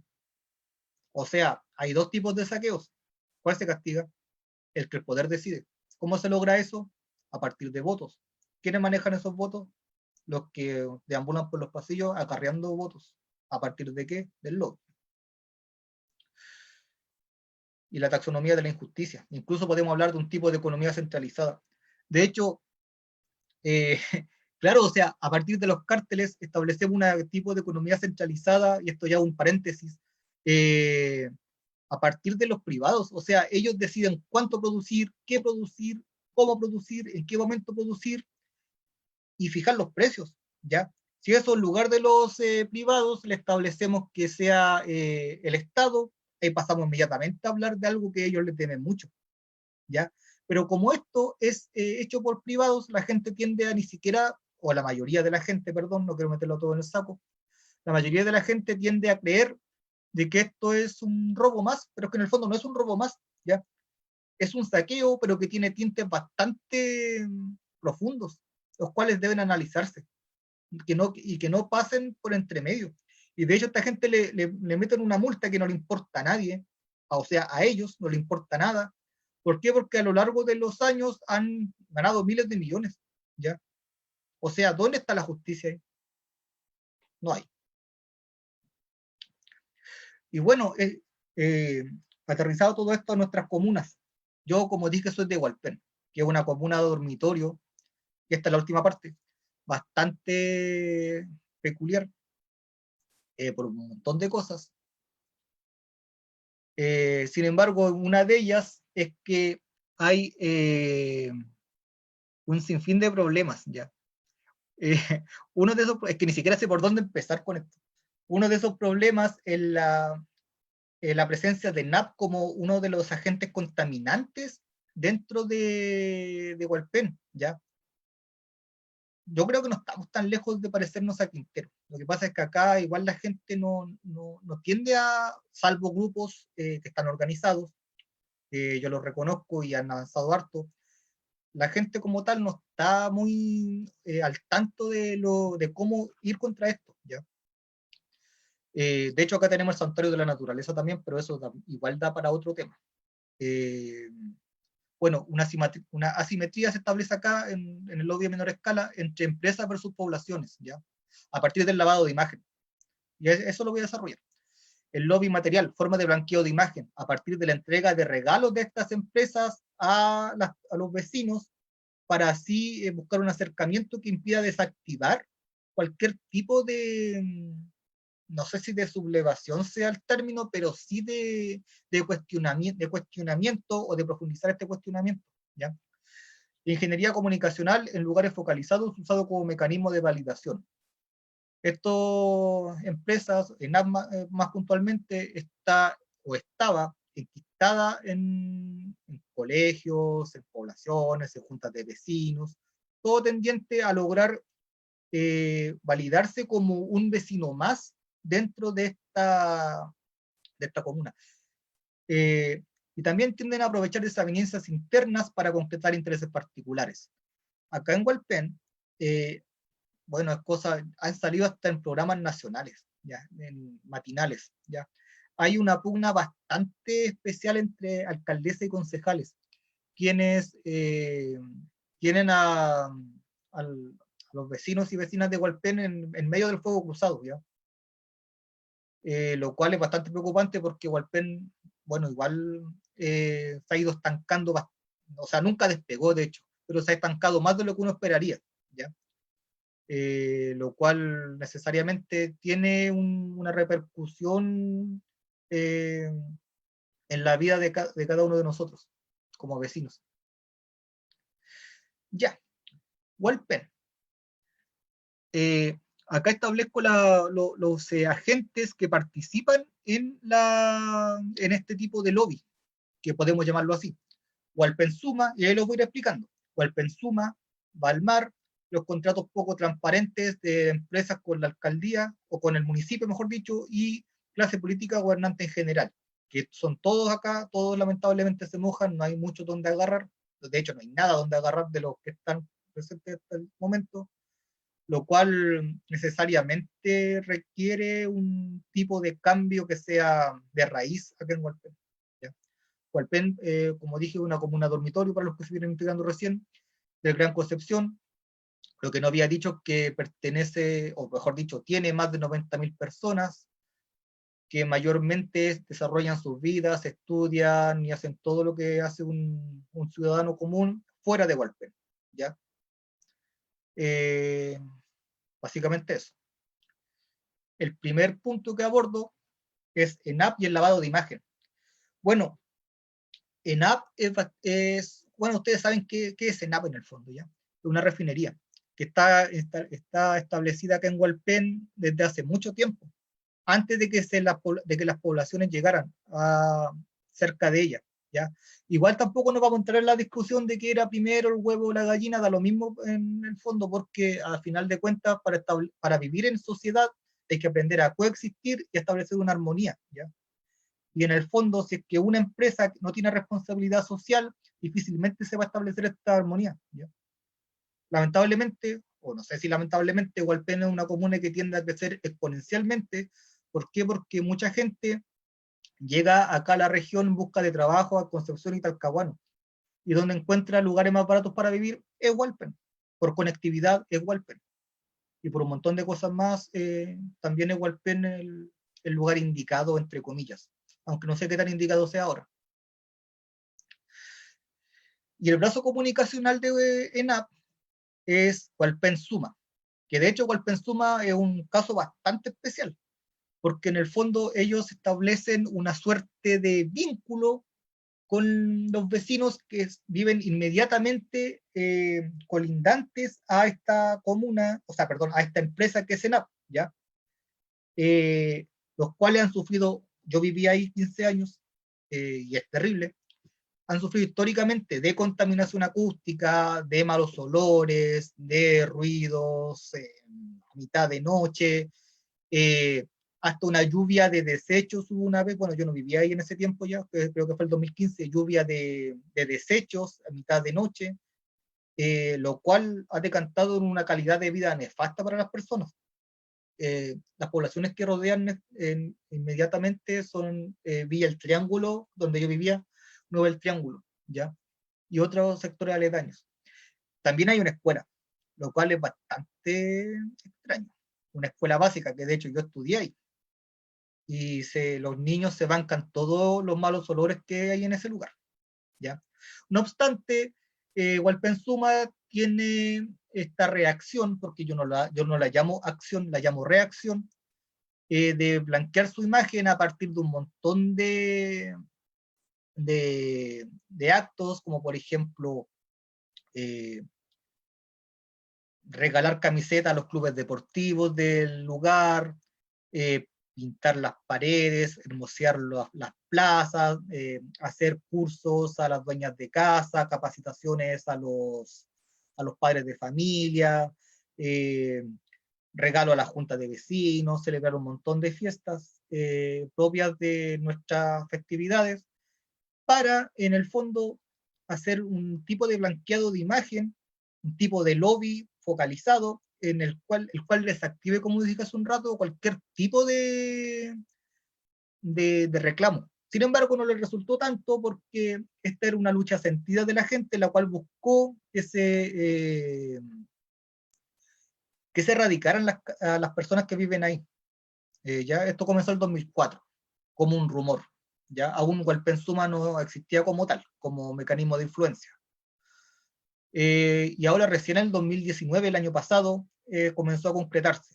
De hecho, igual es bastante desolador el tema, porque se están demoliendo determinadas casas porque hay gente que no se quiere ir, hay gente que no le alcanza la plata para comprar la casa donde ellos quieren, porque igual no les dieron mucha plata, lo cual ha decantado en que esa población, donde yo vivía, sea más bien como un tipo de Macondo chileno. Es como que se los lleva en cualquier momento pasa una tormenta y se lleva todo lo que queda y se borra todo vestigio de lo que pasó ahí, ¿ya? Aunque tampoco deja de ser raro, porque están demoliendo las casas y al lado el colegio sigue funcionando, ¿ya? El colegio no lo van a demoler. ¿Qué pasa ahí? No sabría decir, porque igual le perdí la pista al hecho, por lo menos cuando me fui. Igual tengo amigos allá, he preguntado y todo, pero el colegio difícilmente lo van a sacar de ahí. Espero que lo saquen de ahí por un acto de coherencia, ¿ya? Porque al final de cuentas el colegio es la segunda casa de los niños y de los profesores. Y que estén bancándose la contaminación igual da que pensar. Bueno, acá es lo que decía yo, luego de 14 años de promesas comienza la erradicación. Más multas para ENAP, las cuales en el fondo no afectan en nada, ¿ya? Les da lo mismo, ¿ya? Ellos prefieren abonarse, gastar plata en multas y en abonarse con la gente, aterrizando su visión de lo que es la realidad de ENAP a los vecinos, que ahí se ve en la imagen lo cercano que están las casas de la industria esta, y eso es el diario vivir, ¿ya? De esas personas, de las que van quedando. El otro punto, el cambio de suelo y la destrucción de los humedales. Contraloría anula votación del Consejo de Hualpén que favoreció a Palmar en disputa del humedal Vasco da Gama. Acá tenemos un hecho de lobby flagrante, según yo, en el cual Palmar, una empresa privada, busca construir sobre el humedal Vasco da Gama determinadas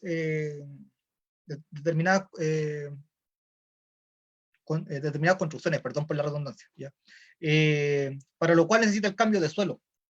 Acá se estiló de que esta empresa se habría acercado, esto no se comprobó nunca, pero tampoco se puede descartar, yo lo dejo en el veremos. Se acercó a determinados concejales para lograr que se aprobara esta votación, ¿ya? La cual se hizo, según la prensa, a puertas cerradas, sin la presencia de la alcaldesa y poniéndose el punto en tabla a la mala, ¿ya? Se aprobó. Cuento corto, la alcaldesa de acá fue a Contraloría y la cosa esta se desestimó. Tras lo cual, la propia alcaldesa estableció de que había hechos de corrupción y que esto no podía ser, y un montón de cosas por el estilo, las cuales desembocaron en uno de los tantos escándalos que componen esta pequeña faja de tierra llamada Hualpén, ¿ya? De hecho, como esto es un círculo vicioso, Balmar contragolpea y establece que el alcaldesa establece que va a demandar a la alcaldesa de Hualpén por vincular a los concejales y empresas en tráfico de influencias, o sea, en el lobby flagrante. Acá no se habla de lobby, de hecho se habla de tráfico de influencias, lo cual en el fondo es lo mismo. Y esto es uno de los tantos casos que están en tribunales, ya juntando polvo, que vienen de acá de Hualpén. Ahora, tampoco crean que le estoy haciendo apología a la alcaldesa de acá, ¿ya? Porque acá en el fondo, como dije, igual hay poco que rescatar por no decir nada, ¿ya? Citan a declarar en calidad de imputada por caso de cohecho alcaldesa de Hualpén. En el fondo, esto quiere decir de que hace un tiempo atrás determinada empresa ganó unos contratos para llevar a cabo determinados proyectos en la comuna. Sin embargo, a última hora este proyecto se cayó y la dueña de la empresa demandó a la municipalidad y a determinado personaje de la municipalidad diciendo de que se había pedido un determinado cantidad de dinero, que creo que eran 500.000 pesos, que no es nada para lo que se estila acá, para llevar a cabo este proyecto. Como según la acusadora o según la víctima de todo esto, ella no accedió, la empresa no accedió a esto, finalmente se perdió los proyectos, perdiendo un montón de plata. Como resultado, esta persona demanda a la municipalidad y cae, o mejor dicho, entra en calidad de imputada por casos de cohecho la alcaldesa de Hualpén, ¿ya? Una forma bastante elegante de decir que el tráfico de influencias acá y lo que se conversa tampoco queda registrado, ¿ya? Que vinculándolo al tema que nos convoca. En el fondo, Hualpén una bolsa de gatos. Acá está lo que les decía. Empresario denuncia que el municipio le negó proyectos tras negarse a pagar coimas en Hualpén. Bastante grave la acusación. De hecho, esto fue hace poco. Ahora hace poco en marzo declaraba como imputada a la alcaldesa. Sin embargo, no tengo idea en qué habrá quedado. No sabría decir. Claro, todos gozan de la premisa de la inocencia, presunción de inocencia hasta que se demuestre lo contrario. Lo que pasa es que acá hay tantos hechos que en el fondo se aleja a lo que nosotros como vecinos desearíamos de las autoridades de nuestra comuna, ¿ya? Y tampoco se trata de tomar partido por alguien, ni por los concejales ni por la alcaldesa, porque en el fondo, no, como dije, eso resulta imposible. Lo que se necesita es una reestructuración. Bueno, como consecuencias, problema que abarca la transversalidad de la sociedad, eso ya lo dijimos. Todo movimiento que abarque un gran alcance, medios de comunicación, encuestas públicas, arrastra una agenda predeterminada. Acá se nos imponen los temas a partir de tratar de influir en la opinión pública para lograr cierto respaldo a distintas iniciativas o distintos temas. Establece un tipo de subsidio político al empresariado, ¿ya? Y este tema, igual para mí es bastante, cuando lo estaba pensando, para mí, cuando lo escribí, mientras lo pensaba, igual es bastante extraño porque en el fondo a nosotros nos dan un subsidio en plata, ¿ya? Porque al final de cuentas vivimos en un estado subsidiario, el cual nos ayuda apenas a sobrevivir. Sin embargo, al empresariado se le da un subsidio político, ¿ya? Porque a partir de la política, a partir del lobby logrado a partir de la política, tenemos que el empresariado, en lugar de sobrevivir, el empresariado tiende a establecer una hegemonía, ¿ya? Hegemonía de distintos aspectos, más que nada económica, que lo lleva a ser intocable. El lobby valida el mercado como regulador social. Acá, bueno, el mercado necesariamente es el regulador social de nuestro sistema. ¿Por qué? Por lo que expliqué en un principio de los sistemas funcionales, ¿ya?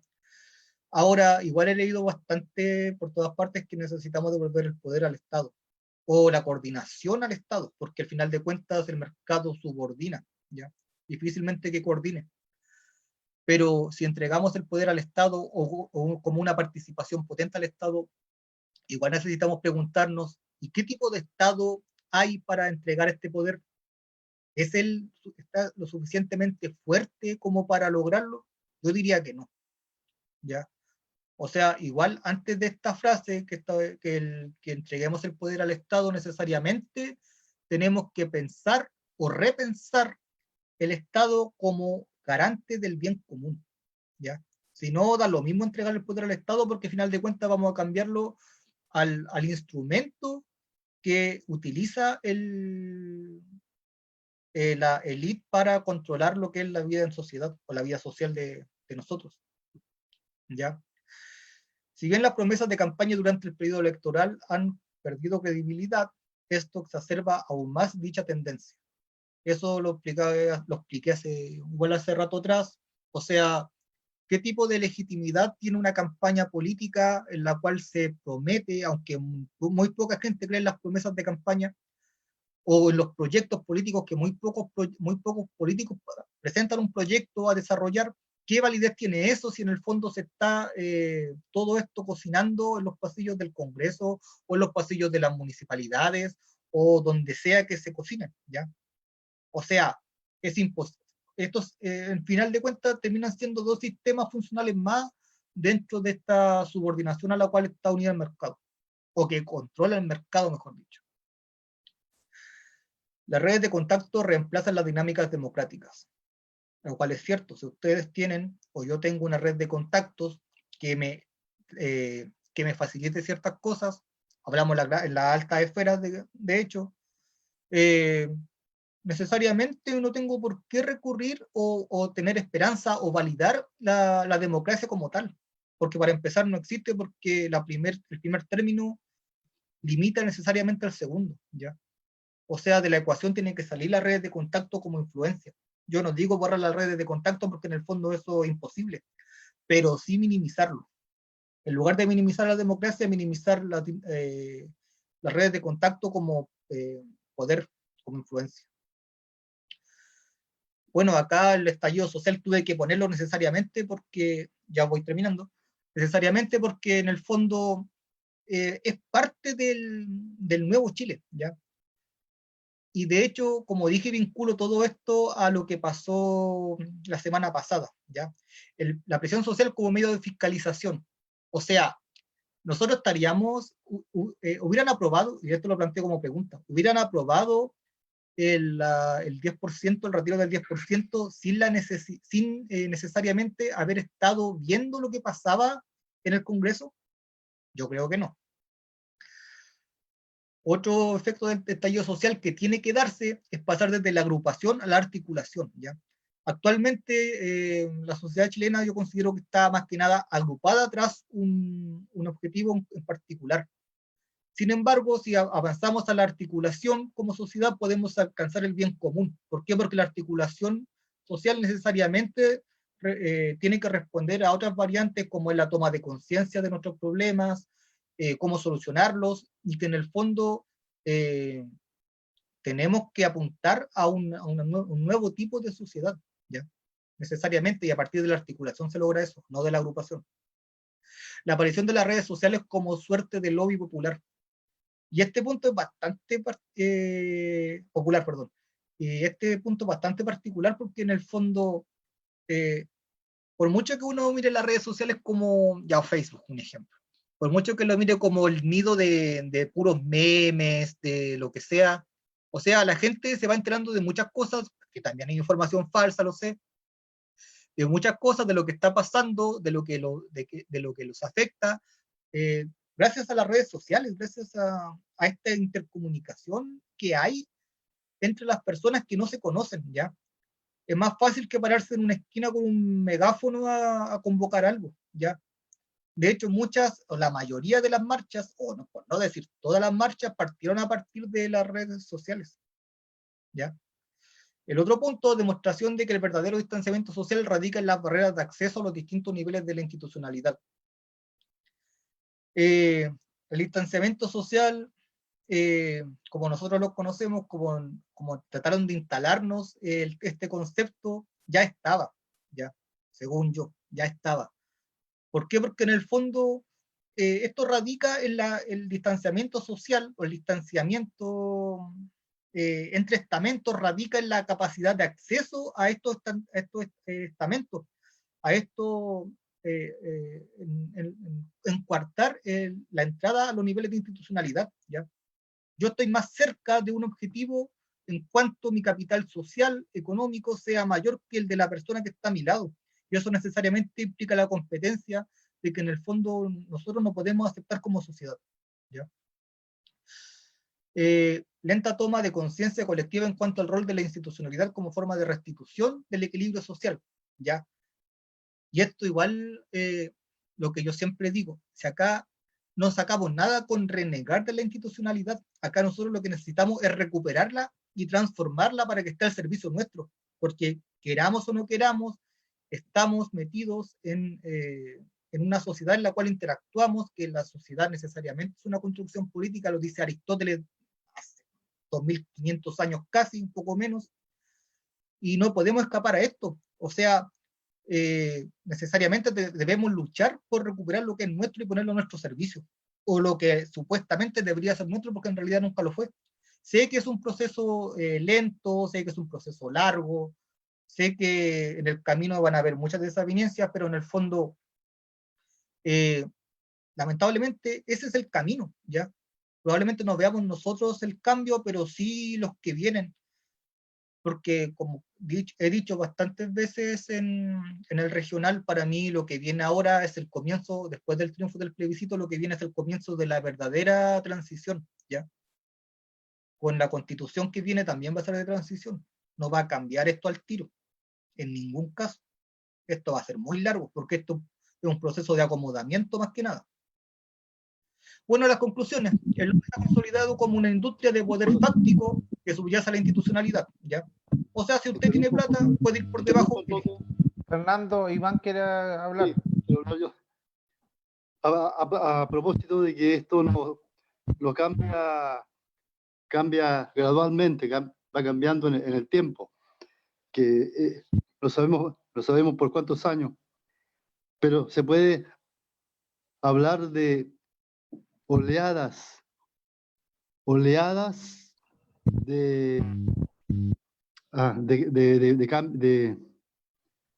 de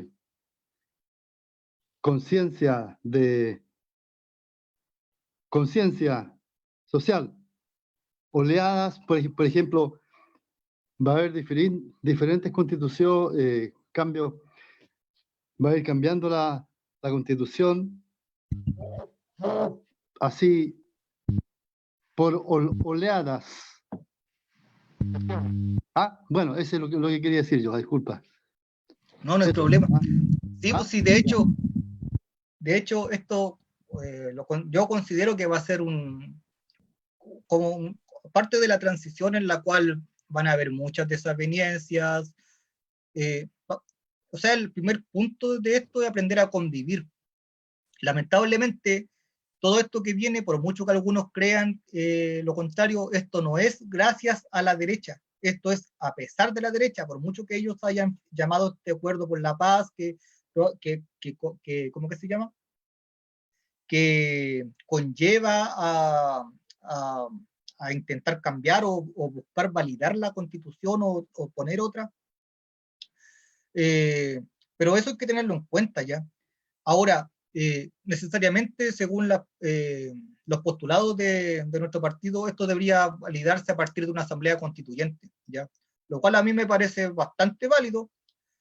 Sin embargo, también yo, como persona, como ciudadano, igual debo llevar a preguntar o preguntarme, ¿estamos realmente preparados para una asamblea constituyente? ¿La sociedad está preparada para una asamblea constituyente? ¿Ya? O sea, yo parto de, como conversaba el otro día en el grupo de WhatsApp, perdón si me voy por otro lado, o sea, parto de la otredad, ¿ya? Yo establezco mi postura, pero debo entender de que hay una sociedad que me rodea, hay un otro, y a partir de ese otro yo me valido como persona, ¿ya? o me valido como ciudadano en este caso, porque nosotros debemos aspirar a ser ciudadanos para lograr una nueva sociedad. Y ese es el primer paso. Bueno, ya para ir terminando, el lobby se ha consolidado como una industria de poder fáctico que subyace a la institucionalidad. La desconexión de la ciudadanía con la política se eleva como una de las principales consecuencias de esta asimetría social. Estamos en búsqueda de terminar con esto. Esperamos que esto termine, pero para eso necesitamos articulación, ¿ya? La única medida es la presión colectiva. A ojos de la ciudadanía, las leyes son insuficientes y la institucionalidad está corrompida. Debemos recuperar la institucionalidad a partir de la articulación, teniendo en cuenta un objetivo en común, el cual tiene distintos matices, pero en el fondo lo que busca es restablecer o refundar el concepto de dignidad, ¿ya? Es multisectorial, por lo que explicaba hace un rato, desde el Congreso hasta las comunas presenta su propio tipo de anomalía, la cual me arriesgo a decir deben ser abordadas según cada realidad, ¿ya? Porque Chile en el fondo es un montón de realidades plasmadas en un solo territorio. El voto censitario, lo que dijimos hace un rato, como verticalidad democrática. Y esto es respuesta exclusivamente del lobby, o sea, mientras no haya una reinvención de la dignidad y una mejor ley del lobby, que es el instrumento que permita a las cúpulas, estas cúpulas elitistas, llegar e influir en la toma de decisiones, difícilmente vamos a poder lograr plasmar este cambio, ¿ya? El voto censitario siempre va a existir mientras no se establezca una verdadera ley del lobby, que no sé si sea perfecta, pero sí que sea, que establezca en algo el equilibrio, que restablezca lo que entendemos como equilibrio. Y finalmente confirma la falta de ética entre la clase gobernante, ¿ya? O sea, tampoco lo puedo meter a todos en el saco, pero sí mayoritariamente han permitido que esto se constituya en una suerte de construcción social más dentro de la sociedad, ¿ya? O de base de la sociedad, mejor dicho, más que construcción social, como base de la sociedad, ¿ya? O sea, hay que ser muy poco ético para andar a la siga de la gente, de tus compañeros dentro del Congreso, persiguiéndolos, ofreciéndoles todo lo posible para que voten a favor de un proyecto de ley, o en contra, mejor dicho, de un proyecto de ley que finalmente busca favorecer a las personas. O sea, la gente primero, ¿dónde está acá? Imposible mantener ese discurso si no hay un poco de coherencia y si no hay un poco de ética, que en el fondo. Y bueno, para terminar, dejo una pregunta. Un proyecto de ley con premisas humanistas que regule el lobby teniendo como base la igualdad de acceso a la institucionalidad entre la ciudadanía. Yo considero que sería un buen tema, con toda humildad, un buen tema a trabajar, porque yo siento que ahí ya hace un montón de problemas que en el fondo, mientras no haya un cambio real, necesariamente va a seguir afectando la toma de decisiones. Y aún así, con un cambio de constitución, igual debe existir una ley que detalle como corresponde el acceso a la institucionalidad como tal, ¿ya? Que no sea discriminador, que no sea desigual, o por lo menos que tenga una transparencia de cómo opera nuestra institucionalidad en la toma de decisiones, porque al final de cuentas, todas estas decisiones mayoritariamente son vinculantes, o sea, afectan en nuestra vida como ciudadanos, ¿ya? Eso sería mi presentación. Muchas gracias por su atención. Abrimos los micrófonos para preguntas, dudas, consultas, alguna acotación. Iván. Son muchas cosas.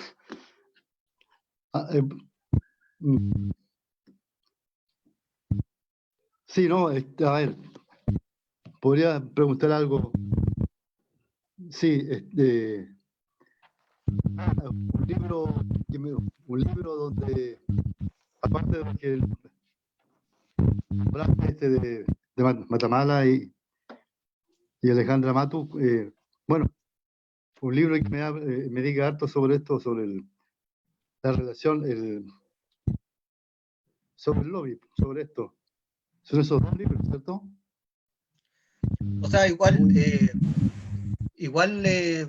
esto fue como una suerte de... Como de lluvia esto. Sí, esto fue bueno, o sea, a partir del marco teórico lo armé a partir de Alejandra Matus, que la cité una vez, creo. Sí. De Matamala, que igual lo cité 2 veces. Sí. Y otros que y en tú el nombraste, fondo... pero son más, los que Sí, nombraste obvio, tú sí. son más técnicos, todavía más, como más técnicos, ¿eh? Yo recomiendo bastante, o sea, no habla de lobby, pero se aterriza a esto el libro Política y Subjetividad de Norbert Lechner. Un libro bastante bueno, a mí igual me da bastantes ideas y que de hecho se vincula mucho a lo que pasa acá en Chile. De hecho, un autor alemán radicado en Chile, que ya falleció hace tiempo. Sin embargo, sus libros son bastante potentes y dan para pensar harto. ¿Cuál es el nombre? Política y... No, Política y Subjetividad, Norbert Lechner. Norbert. Lechner.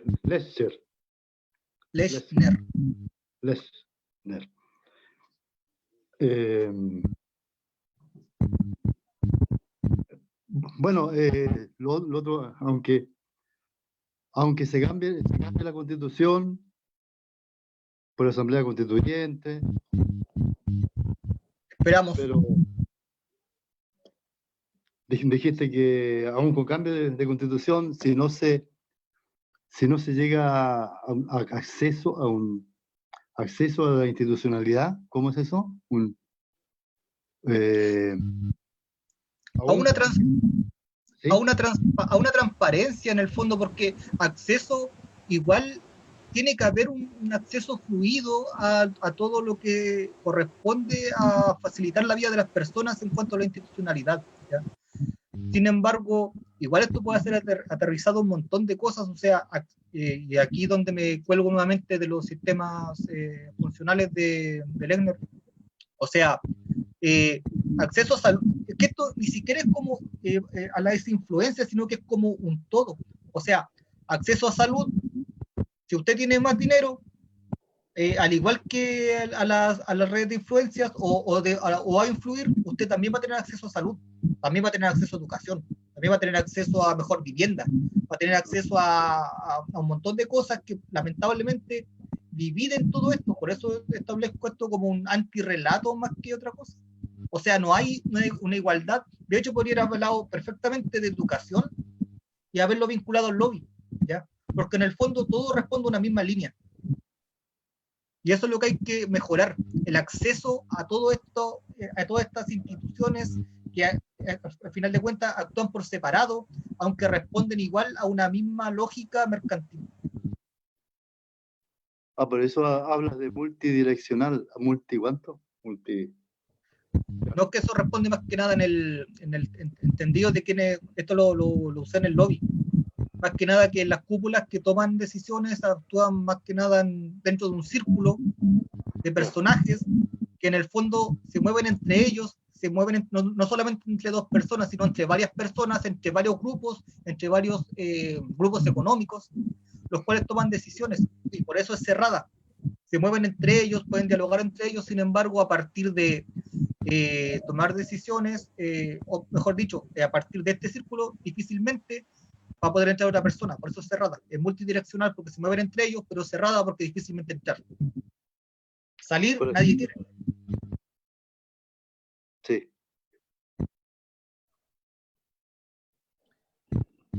Gracias, Iván, por tu pregunta. No, Rubén, ¿tienes alguna pregunta? Alejandra.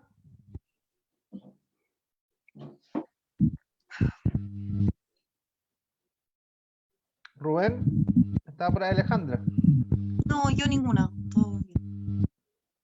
Ya. Iván, ¿te queda alguna pregunta más? No, es nada más. Por ahora. Ya, pues, gracias Fernando, gracias a Rubén, a Ruth que estuvo con nosotros en un rato, a Iván, Iván, ¿eres de qué parte de Santiago me dijiste? Peñaflor y Macul también. Y en Macul, bien, pues, gracias por estar con nosotros. Sí, Sí, pues sí, Sí, me acordé de ti. Eso.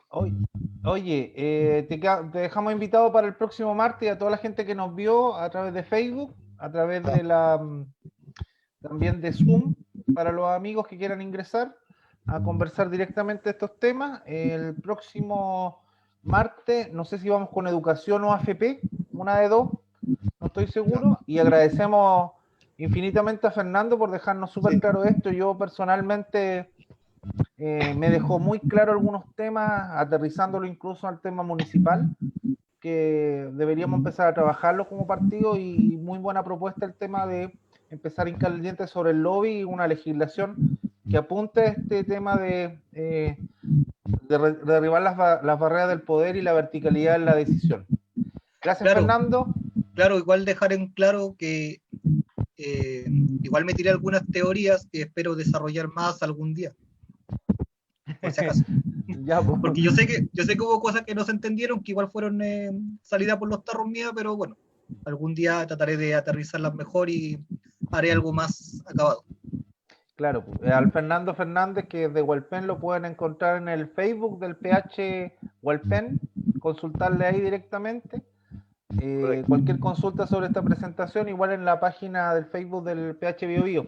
Así que agradecemos a todos los que estuvieron y gracias por vernos y escucharnos. Y nos vemos el próximo martes. Y primero, gracias Fernando por esta exposición. Chao, chao. Más fuerza y alegría. Gracias. Gracias, Fernando. Más fuerza. Gracias a ustedes, hasta luego. Chao.